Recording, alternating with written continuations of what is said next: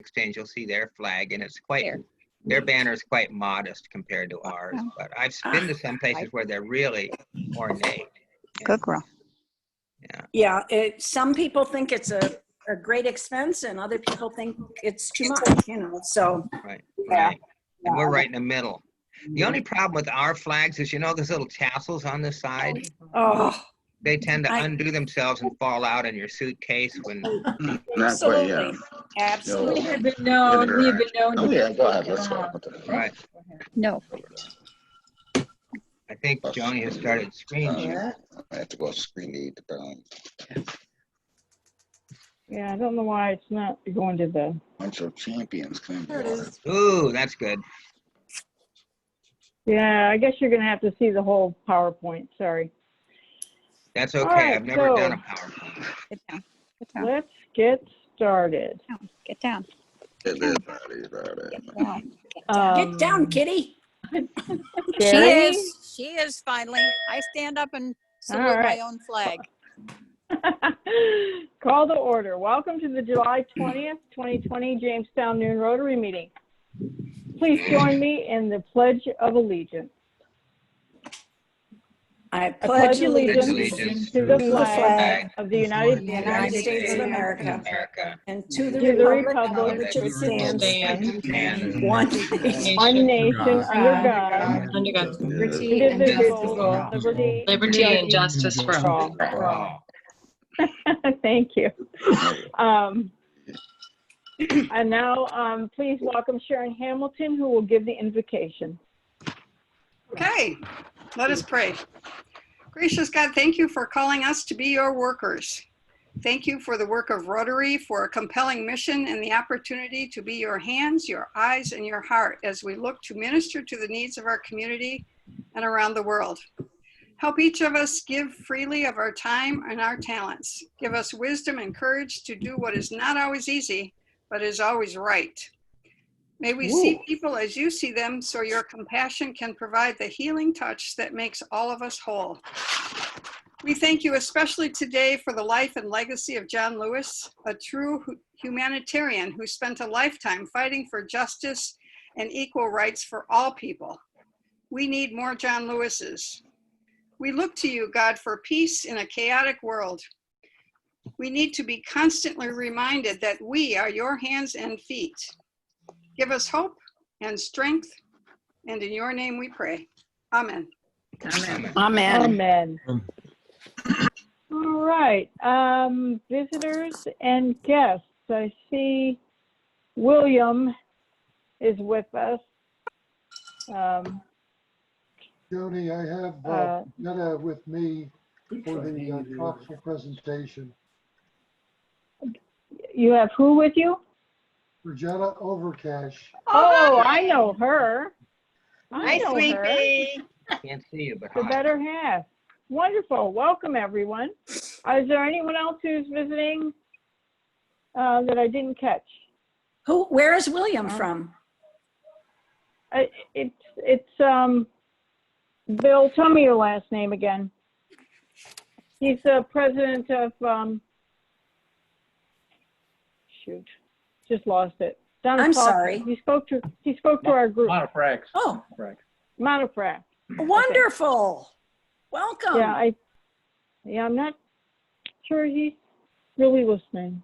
I think Paulette Klein's on there too, isn't she? I guess. Yes, Paulette. Yes. Well, See, I already everybody- think Paulette's in the group, so. Oh, okay, all right. Sorry, Paulette. I'm still sort of a guess. You're already one of us. I'm a guess. Thanks. Formalities, you know. All right, for announcements. I'm glad to report to you that the majority of the club's committee chairpersons are staying on their jobs. And so the reports that I get say that the highway cleanup needs a new chair. Colonel cleanup is moving on to something else. We need a membership co-chair. Tori is more than happy to stay on the committee and work. We need someone else to help her out.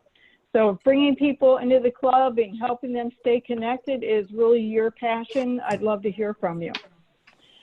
Vocational, Although we haven't had a member come forward and say they're interested, I've not heard back whether it's a yes or a no, but think about that. And then, of course, the easiest ones are the spring and fall fundraisers. Everybody raise your hand. Okay. So I'll be reaching, yay, Stacy. So Wait, I'm sure there'll be others. Oh, and Gregory Jones no. too. If somebody has ideas, throw them my way and we can toss them around and see if someone would chair. That's all. Okay. I am holding a meeting this week with a few people who are interested in brainstorming about fundraising. If you want to be part of that group, let me know. It's not a set time. I'm thinking about 4 o'clock today, but that may not work for everybody. But there are 3 board members who are willing to work on this committee. It's just a 1-hour thing. So if you have ideas about what could be a good fundraiser with that involves social distancing or Zoom or, you know, all the requirements that we're going to have to meet, please let me know. We also need people, and I know you've heard this before, but it's for real because I'll be calling some names this week to help out on program and communications. And communications means doing the Rotary Yours newsletter. So I know it's been a want for a long time, but I'm really going to be focusing on that. Remember to send in your dues. At the board meeting last week, Treasurer Russ reported that only 1/3 of the members had sent theirs in so far. So please do that. Shame on us. No, you know, we all roll at our own speed. Just make sure it gets in. And if you read your email from Golf Tournament Chair Mike Bird, you saw that he has now set it up for June 21st, 2021. So that shouldn't be too hard to remember. June 21st, 2021. Thanks, Mike. And finally, a lot of people have been asking me, are we ever going to get back together again? And I'd like to start that conversation about returning to the DoubleTree. I went to the DoubleTree last week. Hey, Sue, can you mute whatever you're on? Mute. Want me to mute it? She asked you. Thanks, Greg. I'm getting there. I know you are. I think you're doing great.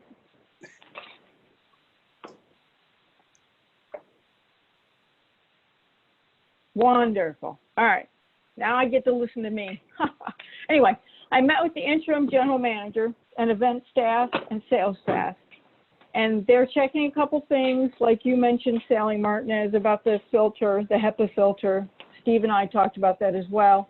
But they've also have a couple other groups who are coming back to meet. So the facts are we can't have more than 40 people at a time.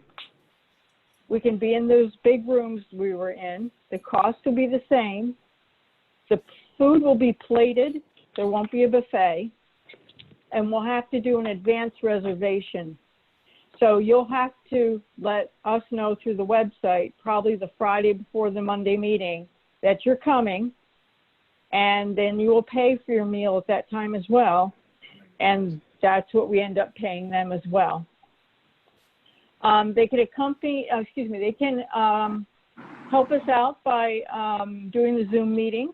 So they have a nice camera set up and such. So we'll be all set there. So we can record the meeting. So we can be in person and we can be online both.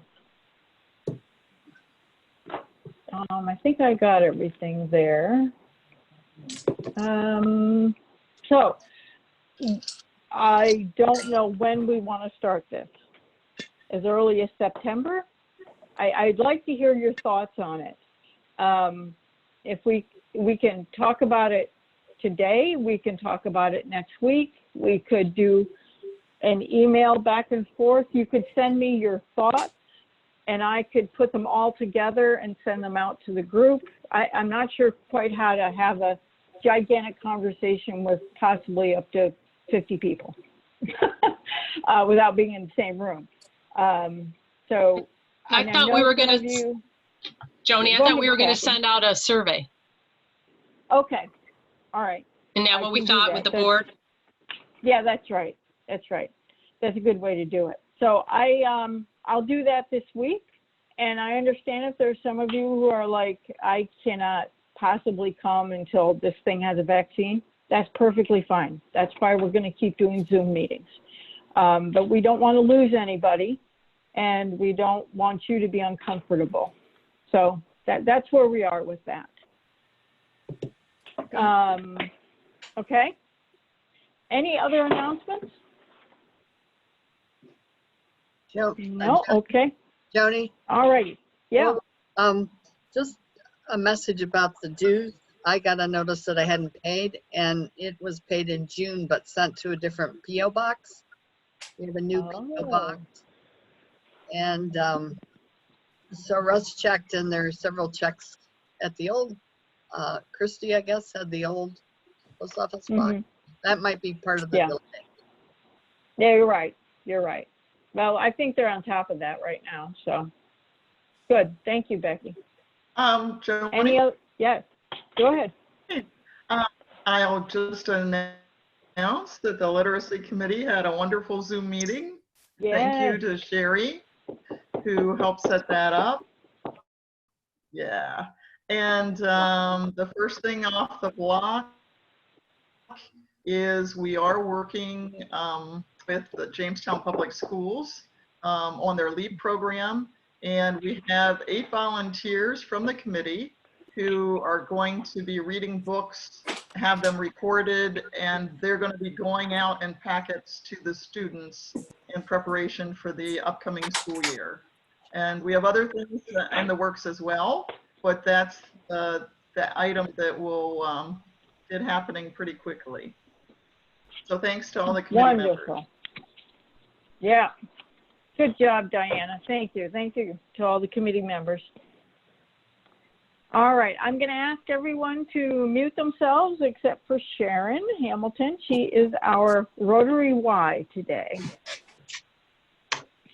Okay, am I muted? Nope. Okay, you can hear me. You're fine. Okay. Then I will say when Kathy first asked me to do this, I thought, oh, well, that's easy. I can just talk spontaneously about my why for Rotary. However, the left brain type A of part of my personality made me get on the computer and actually make an outline of the reason so I didn't forget anything. So we're going to talk about why I joined, what I love about Rotary, the opportunities, and why I continue to be a member of Rotary. And I promise this won't last more than 3 minutes. I joined in 2000 at the invitation of Diana Meckley. And at that time, I knew very little about Rotary, but she convinced me that it would be a good thing and that I should join. And so she took me by the hand, I think, and brought me to a Rotary Club meeting.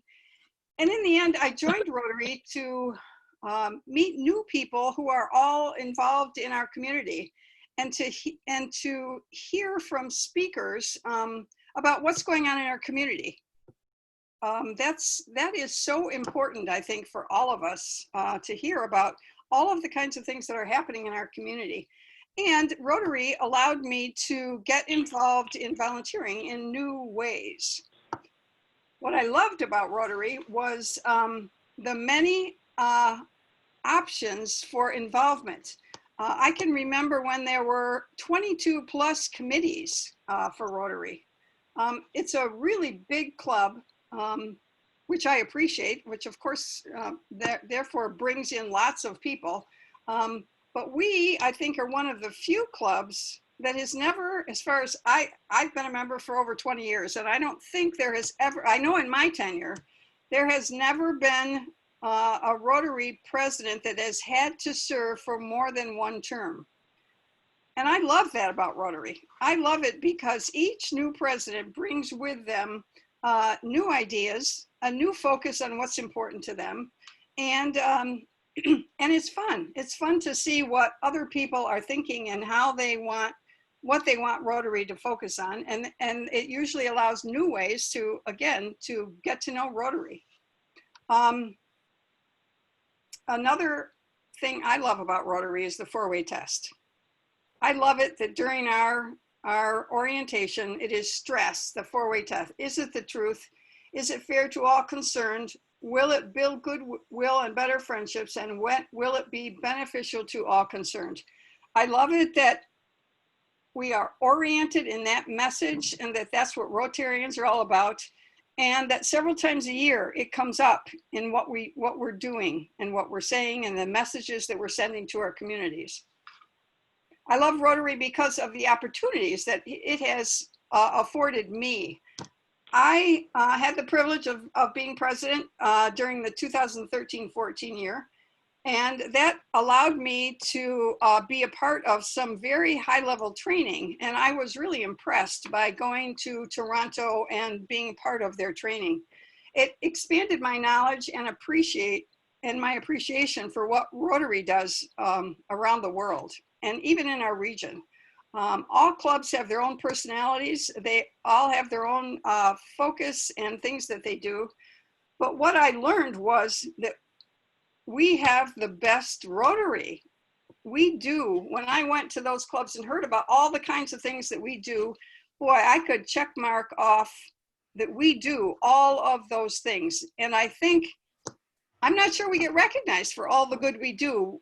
Here in far Western New York, it's hard to get to Buffalo and all parts of Canada that our region is in, that our district is in. But we do amazing things in our club, and we have an amazingly diverse membership.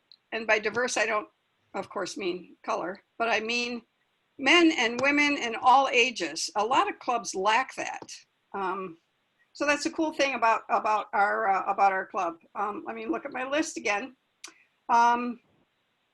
All of the new friendships that I was able to make, that I may have not ever had the opportunity to do that in my own arena at Lutheran Social Services, where I worked for 30 years.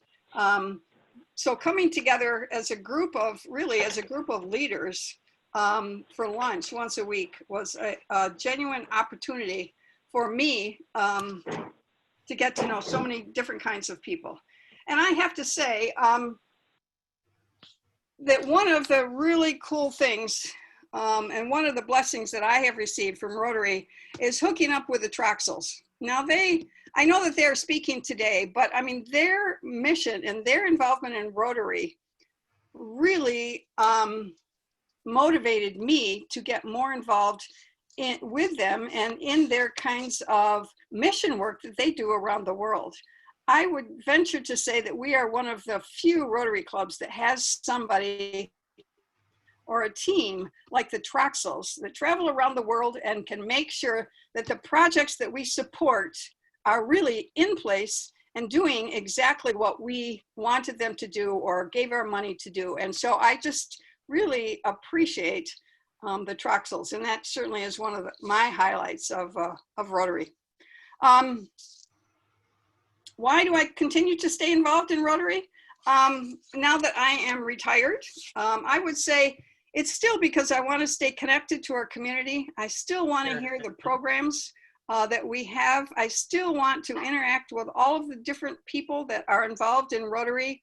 And I want to know what's going on in our community. And this is the way to do it. So there you go.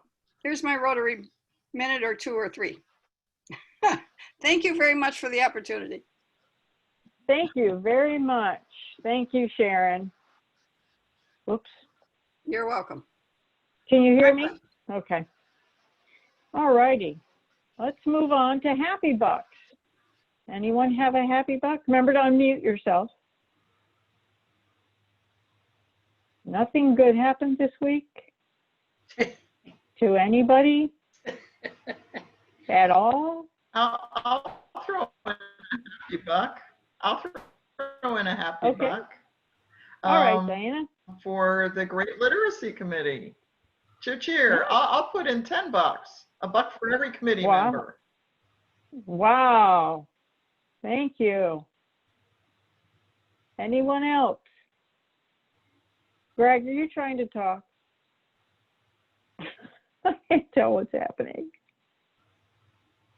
All right. I guess I'll move on. I should put a buck in. No, I will put a buck in for my daughter coming through tomorrow night, the one who lives all over the country half the time. All righty, let's move on. Okay, David, it's almost your time. So I'm going to, you need to unmute yourself, David.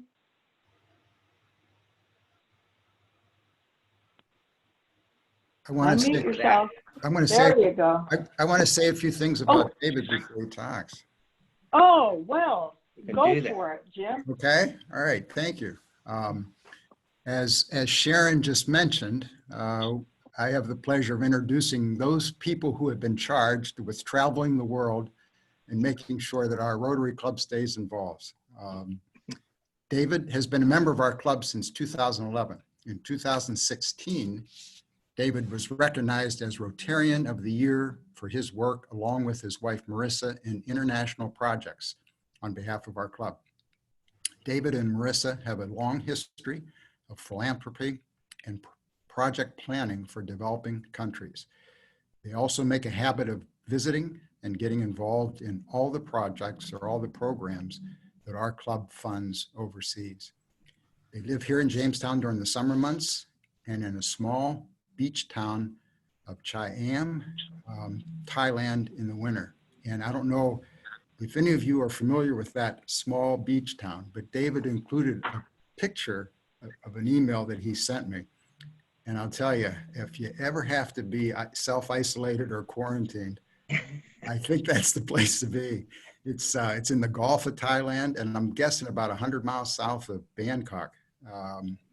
But it's a lovely, lovely spot. David and Marissa are here today to report back to us on our most recent project in Tanzania, which was developed in cooperation with our Vision Committee and funded this past December. So welcome. All right, ready? Here we go, I think David. so. So what I'm going to do is push share screen. Soon as, okay, go for it. Okay, I got that. And I got this. Let's see if that will pick itself up. Yeah. Okay. Can everybody see that screen? I guess they can. Can you see it, Joni? Is it all right? I guess. Is anybody hearing me? Can somebody talk to me? It's fine. Okay, It's great. fine. Thank you. All right. Most of you know that we do a lot of service projects as a club. Many of them are local, and that about 40% of our budget is earmarked for projects that are overseas. So that often takes the form of shelter boxes, and sometimes we drill wells in Haiti, and sometimes we develop projects with the Vision Committee that are overseas. And I put this up just so you could see that we do. This banner came from Ethiopia, and here's the one that was in Tanzania last winter. This is on the side of a little water cistern building in Bagan in northern Burma, and we have had a big presence in Cambodia during the past. But I just wanted to show you that there's a lot of recognition for our country around the world. I'm going to briefly just go through the projects we've done in the past. In 2014, we started working with the Cambodia Academy, and we put in some new playground grass for the kids, which they really needed. We also got in touch with the Rotary Club in Jalabal and did a women's weaving project. We helped them out and get them started. That was a $1,600 a year project for 3 years. In 2015, we sponsored an eye camp and screening at Cambodia Academy because we'd given them new whiteboards and we weren't sure they could see them. And it turned out that 18 of those kids needed glasses, and so there they are. And we also, this was the year Gary Paddock was president, and he was, his idea was to do a book drive and send those books up to the school, and you can see that we put stickers and all of them for those kids, and they loved it. In 2016, we went back to Cambodia Academy with $2,500 to put in a clean water filtration system. It was very low tech, a barrel for dirty water and a barrel of activated biological sand and a barrel for clean water. And that is operating today still, and it was a great way for kids to get clean water to drink. In 2017, we joined with the Rotary Club of Yangon in Burma, now known as Myanmar, and we put in $4,500. And what we were doing there was replacing these old dry pit latrines, which were awful, with some nice toilets with water and and we built a cistern to collect rainwater. So that was a really successful project with that club. In 2018, we went back to Cambodia Academy and we upgraded their toilets and put in some washing areas, and put in some urinals for the boys. Last year, we connected with the Rotary Club of Addis Ababa in Ethiopia, and we came up with an idea to get these hungry kids fed in the school. They had food available from an NGO, but no cafeteria, and it's a very rough school. So we put in $44,000, and the St. Michael's Diocese in Addis Ababa came up with matching $1,000, and that was enough to get this little building built and hot foods for the kids, and that is still a very successful and functioning program. Last October, the Vision Committee approved a grant to send up to the Cambodia Academy of $2,500 because their chairs and benches and desks were falling apart. The idea was to hire local people, which we did, and they took the chairs and desks out of all of those 13 classrooms and refurbished them, and that looked nice. Marissa and I went up there in November and then back again in February and saw that that had worked out really well. And here's some pictures of that little trip. Here's a girl that got glasses from us 3-4 years ago, right? So, and you know, that was just nice to touch base with those kids and see that that school is in excellent shape. Here's the high school. Here, these were graduating kids. I don't know how that worked out here any different than anywhere else, but it's, you know. And here's the staff of teachers, all perky people and happy to be there. So this is the project we're going to talk about, winter of 19 and the spring of 2020, and that was the project in Tanzania that we worked out with the Vision Committee. And again, this was a three-way club project involving Camberwell, Australia, and Moshi in Tanzania, which is where the school is. And it was a combined project of clean toilets and clean hands in this primary school.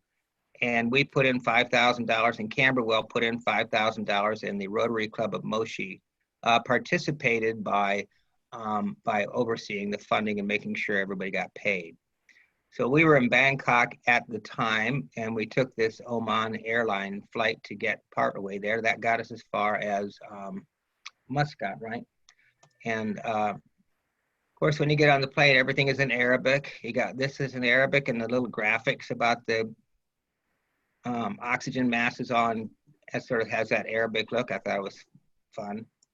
And we got into Muscat about 6 o'clock in the morning. Beautiful city. It's the capital of Oman with the minarets.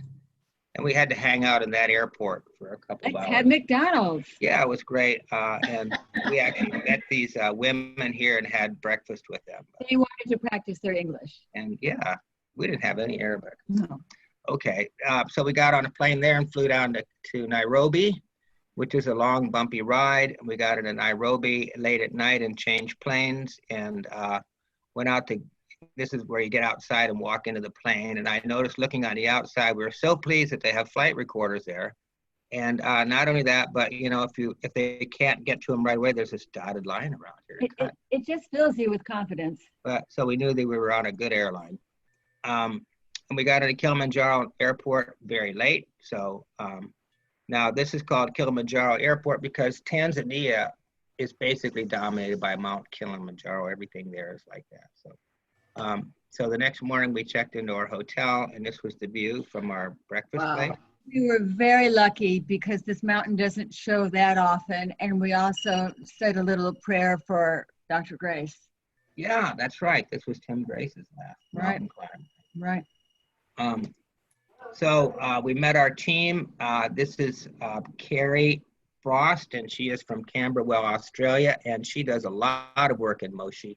And this is Ollie, and he works with her. He lives in Moshi, and she and he have actually put up a little group called Team Vista, which works on a more personal level with that school. They've had a presence there about 5 years.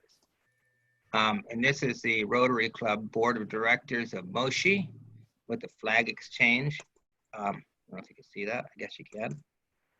This guy is named Masayuki, and he's on loan from a Japanese engineering firm to work with one of the NGOs down there. So their function was to make sure that the money got in from the 2 locations, because it's hard to get money into Tanzania, and to make sure it got spent properly or everybody got paid. Like a lot of developing countries, there's a big Rotary presence. When you go to some of these countries, it's very obvious that Rotary has an active part in making things better. This is downtown, and it's put up by the Rotary Club of Moshi. And what did you say about the languages? There are different languages on different sides of this, and you can remember that that's the statue that's on their flag. They're very, very proud of this statue. This would be Swahili, and this is Arabic.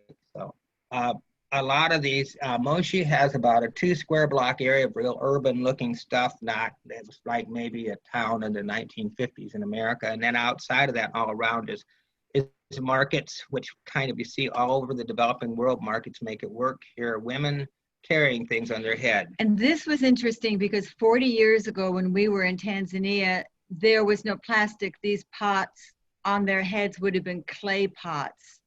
Probably weighed 10 pounds all by themselves. Right. So the plastic bucket has been a big up. I see women all over the country carrying everything on their heads. I have never seen a man carrying anything on his head. Things for sale. Here's a man that's got a big watermelon field somewhere. I took this for Greg Jones because this is an ophthalmology place, I guess. And what does it say, Marissa? The Twiga optical means no glare because it is very, very sunny there. And the Pima Macho Hapa, I probably massacred that, means eye tests here. So it's a good place to go get your eyes. We have to take a look at the Waka Waka gin flavor with pineapple, but we left it on the shelf. So getting out more towards the edge of town where the school is, you can see it's a pretty basic setup, but we were really struck by the Serious Car Wash. We love that. There's a river that runs and a creek that runs through the town, which is often the case in some of these communities. And it's a good place to get water. It's a good place to meet your friends. It's a good place to do a lot of things. This is on, you can see that you see a lot of Muslim influence there and also a lot of Roman Catholic. Seems to be the 2 dominant religions. And here's a girl who's probably what? 6, 7, carrying 2 gallons of water on her head. There's a lot of water that goes around that way. Here were people at the same creek, which is now a bit bigger, and they're doing some washing. And now we're in the little section of town called Kalalani, which is where the school is. And it's very primitive and very basic and very dull there. There's a woman doing some washing. There's not much electricity, not much running water. Here's a sign. It says, "We speak Swahili." And here's a man with sticks on his bicycle. Actually working. Now, when you get, just before you get to the school, you come across this huge garbage dump, which is where the school is. That's kind of too bad. But on the other hand, you see these women that are out there picking garbage out and putting it into whatever they're going to recycle with. And when Carrie Frost first came here with Rotary 5 years ago, those women had little toddlers all around them as a babysitting thing. And maybe the toddlers were picking trash out of the garbage dump. And so Carrie thought these kids could be in school if we could get somebody to help pay their school fees, which admittedly are very low. It's about $175 a year. And so she's got about 80 of those kids sponsored now with various people. She needs about 80, 100 more. So here's the sign for the school. It says School for Children. It's a primary school, and here's their motto. What is that? Their motto is, "Education is the key to life." Here are some of the kids around the school, just being busy between classes. Here's the usual classroom. You can see there's no electricity in it.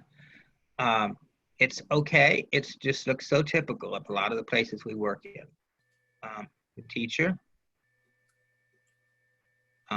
And here's a first aid kit, and I don't know if that thing's ever been opened, and I don't know what you'd find out if you opened it up, what would be in there. There was a rainstorm and mud came into one of the classrooms, so these girls are cleaning it up. And one of the things that Marissa and I were talking about earlier is kids in these countries, they develop such an allegiance to their schools because it's clean, it's It's where they meet other people, and it's probably a lot nicer than where they are at home. So they really value it. Here's a woman named Wanda who manages the kitchen, and these sticks, this is a hard-working woman. She goes out and chops those sticks wherever she can find them, bring them into the school. Because, you know, talk about operating on a very slim margin. This is an extremely marginal part of the world. But they've got these blue blazers on, not blazers. The boys sweaters. tend to group around David, and the girls do tend to group around me. But at lunchtime and recess, you'll see they're mixing. Yeah, we just try to spend as much time as we can around them because we're interesting to them and they like to practice the English. Although these two look a little bit scared. Maybe they are. This sign up here, Speak English, is such a big deal in the developing world, and especially in schools. That's the future, and everybody knows it for these kids, and so the parents are all about that. And they do. The kids really practice. And here's our best reader right here, sitting down with these girls who are fascinated by what's going on and probably by the book and everything else. So we got right down to the project on the second day. This is an example of the toilet blocks. There were 24 toilets. They did have steel doors as compared to the ones in Ethiopia last year. Which didn't have doors. Didn't have doors there, but they were the same sort of miserable circumstance, which is just what's called a dry drop latrine pit. And there's no water in here, no running water. You can see somebody brought a water jug in and left it, so there's no way for the kids to clean out. It's so smelly, and it's so fly-ridden. Yeah, it was just awful. So we found these, which are little insets that go into those toilets. If you can open up the hole big enough, and we had some people come in and break that concrete out, and then you can put these little flanges in it. And as long as this is empty, it's closed. And it seals up and you can clean it. So we had those put in. I didn't want to get involved in the concrete, but I know a little bit about plumbing, so into your elbows, right? Good for you, David. That was good. So when we got all done, we had water plumbed into all of them, and we had these in, and half of them had these spigots, which there'll be a bucket here, and children can use that to clean with. And the other half, dozen or so, we had some spray units, which are also very popular in Asia. And so that was very successful. We got that done, and all those toilets were updated. So that was the first half of the project. The second half was this washing room, which we'll get to in a minute, but we did take a 3-day break. And when people talk about Tanzania, they talk about safaris and Mount Kilimanjaro. So you can spend $7,000 or $8,000 on a safari, or we found a group for $1,500 for both of us for 3 days, which included camping in tents, which we were kind of eager to try anyway. So you go through Ngorongoro crater area, which is this huge crater that's like 65 or 80 miles across, and it's got steep sides, so the animals that wander in there tend to stay. So this is a great game park when you get down to the bottom, and the animals tend to stay there. Halfway down, you can see that the Maasai are still allowed by the government to do their grazing, and they don't seem to bother the animals down below. You get to the bottom of the crater and you look out on the other side, and you start to see what Serengeti is going to look like. And on the way to Serengeti, here's Olduvai Gorge, which if you're buff in anthropology, you know that in the 60s, I think it was Richard Leakey discovered the early remains of about 2 million years ago of human remains. And so it's been quite a famous place since then. Here's the Serengeti Plain. It's all pretty open. It's about, must be at least 10,000 miles. I mean acres, I'm not sure. Maybe it's gotta be more than that. Yeah. No fences. No fences, and dirt tracks for the safari vehicles to These guys met us at lunch. Yeah, they were. So we got into Serengeti. You got to get that there's like hundreds of thousands of animals in the Serengeti Plain because it's protected, and they all get along. They're all different species. They tend to group in herds, and you know they're not afraid.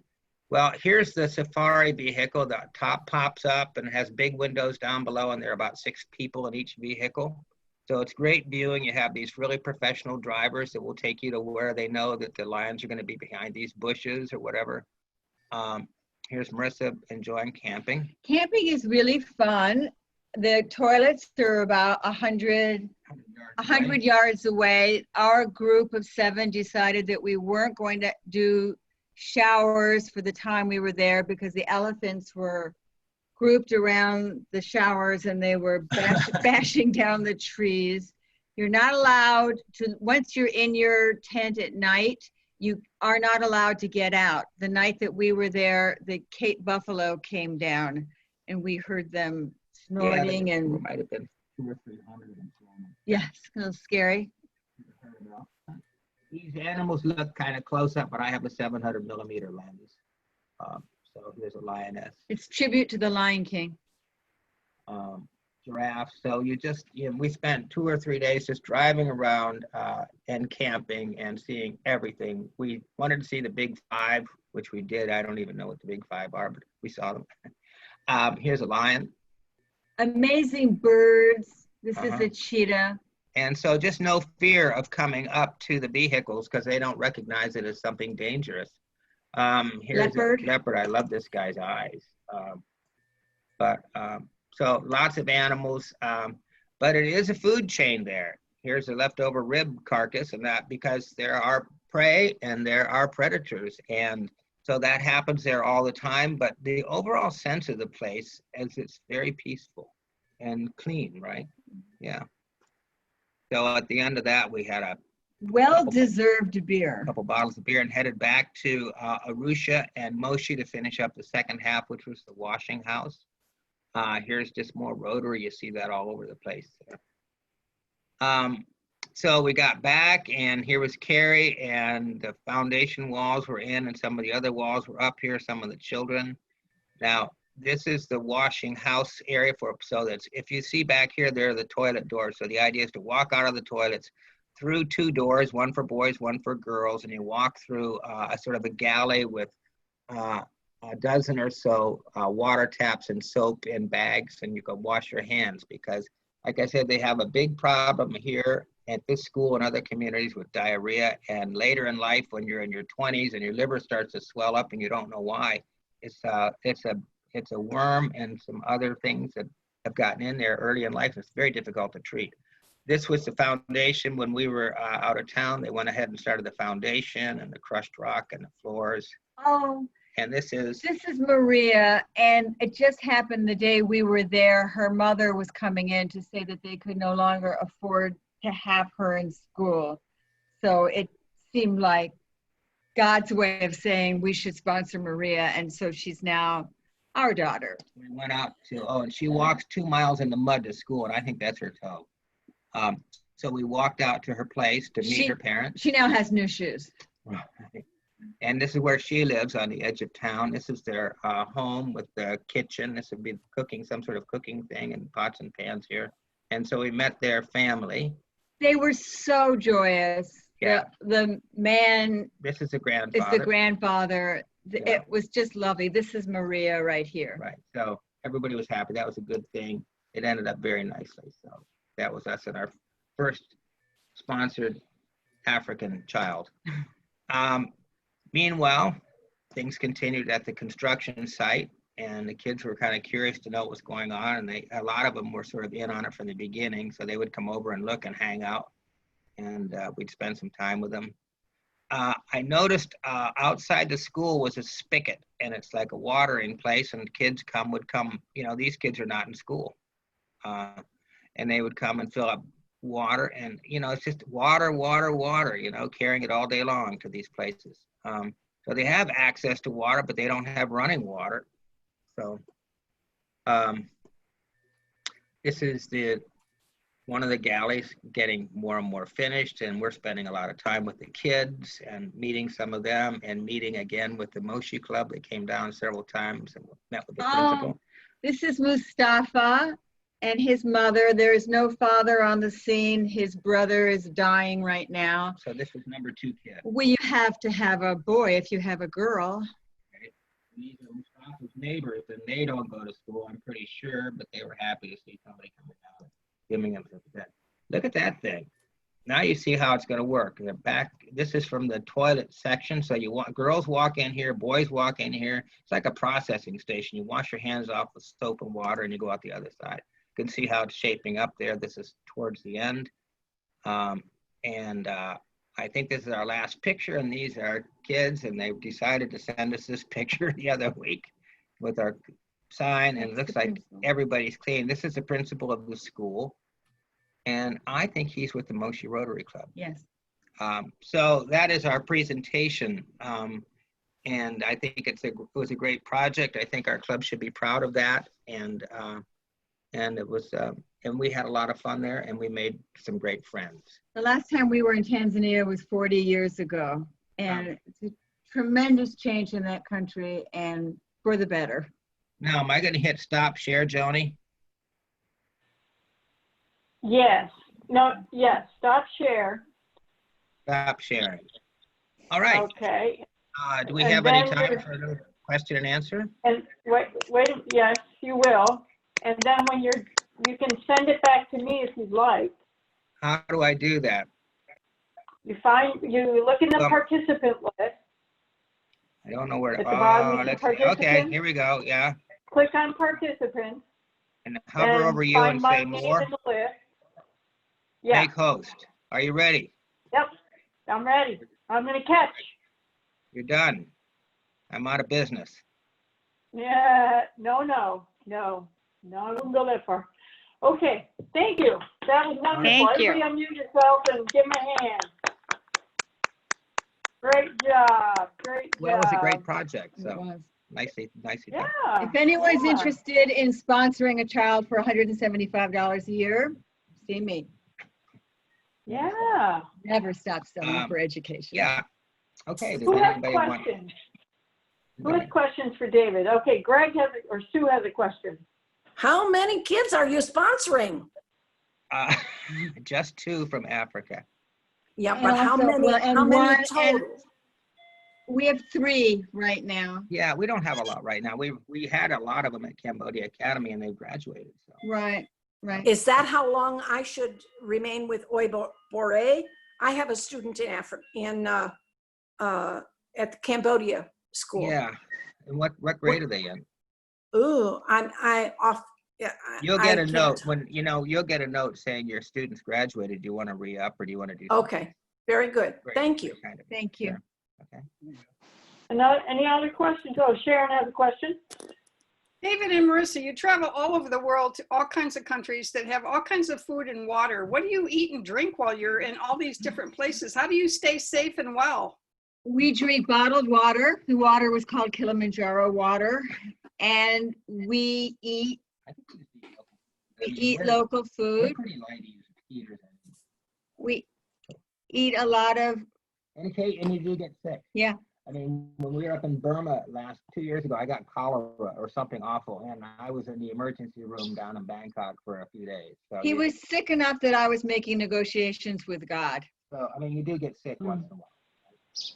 Thank you. Yeah. You're welcome. Any other questions? I'm not seeing, oh, wait a minute, Greg or Sue has one. What kind of injections do you have to go there? We How didn't get anything. often? I don't think we got anything special. On did we? this one, we had to take malaria pills. Yeah, And we had to take them for, I think, a month and a half after we came home. That's the biggest concern, especially for me, because mosquitoes love me, is malaria and dengue. And aside from that, we just take our usual injections. Although I am going to get rabies. David's already had rabies, but I'm going to get the injection for him. Well, I had the injection. I've never actually And He was bit by a dog. I only asked Yeah. that because we're headed for Southeast Asia next March. I And don't think you're going to need anything special. Okay. We'll be in town. We'll be in town. touch.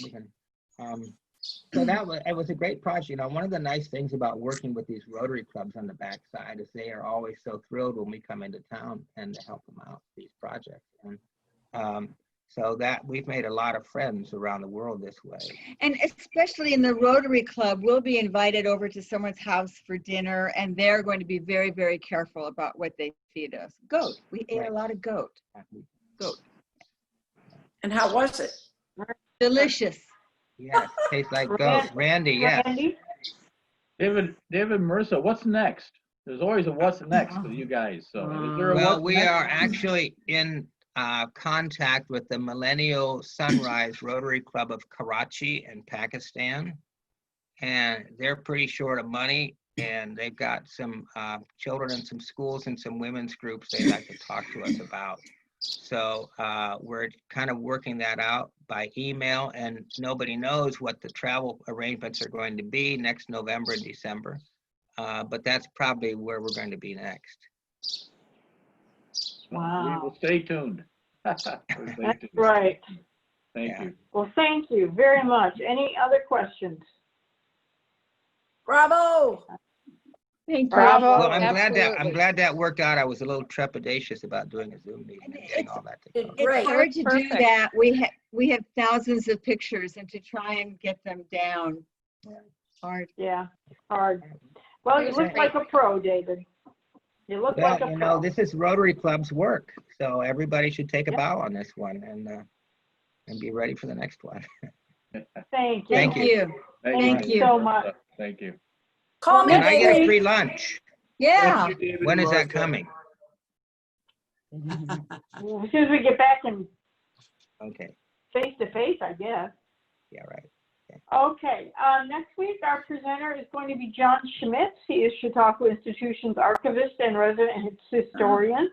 He's going to answer any questions you have about the institution, or I should say the history and culture of the institution, no politics, and his work. So if you have questions, you can send them to me and I'll forward them to him. He's not going to put a formal program together. He's a little too busy for that. But I've tapped a few people in this club to give me some questions as well. And I know a little bit about his work, so I'll put some questions in tune and I think we'll have an interesting program next week. So thank you, David and Marissa. Thank you, club, for coming.